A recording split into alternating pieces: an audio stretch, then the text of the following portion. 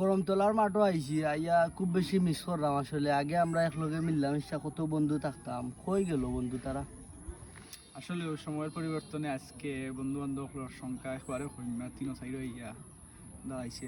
একটা সময় আমরা এই ফিল্ডে আইলে সকাল 8টা থেকে 8টার আগে শুরু হইতো। আমরাও পাইছি, আমরা তো আর জেনারেশনে তেমনলা বয়স হয়েছে না, আমরা আধুনিক প্রযুক্তি তো জেনারেশনও বড় হয়েছি, বাট আমরাও 7টা 9টার দিকে মাঠও খেলা ওরা জেনারেশন। ফুটবল খেলছি, ক্রিকেট খেলছি, তারপরে একলগে সবে মিল্লা গপসপ করছি, মিলামিশা করছি।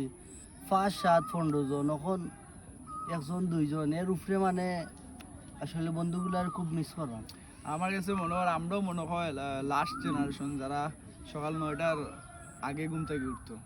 এখনকার জেনারেশন তো চেঞ্জ, টোটালি চেঞ্জ। আর সবথেকে বড় কথা হইলো ফিল্ডও তো মনে হয় আমরা যারা অ্যাক্টিভিটি আসিল বা আমরা আগের যারা অ্যাক্টিভিটি আসিল তারা থেকে তো অবশ্যই আমরা কম আসলাম, তারপরেও আমরার থেকে মনে হয় ফার্স্ট গুণ এখনকার জেনারেশন কম, ফিল্ড প্রতি কোনো আকর্ষণও নাই। আর বিশেষ করে আমরা এখন মাঠও আইয়া আমরা স্কুল লাইফের ফ্রেন্ড হল বা শৈশবের ফ্রেন্ড হলের খুব বেশি মিস করলাম।